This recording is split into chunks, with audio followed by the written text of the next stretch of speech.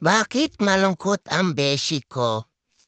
Lilipat na kasi siya. Maalam na. So, ito, isa na naman pong kaupang mamaalam-alam na. Magpapakain siya bukas, hintayin niyo yung pagkatin. Let's go! Uy!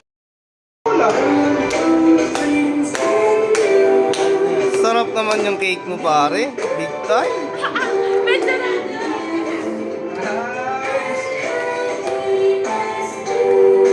Blow na.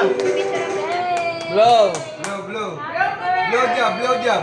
Yay! Happy birthday! Chef! Out na ka, pre.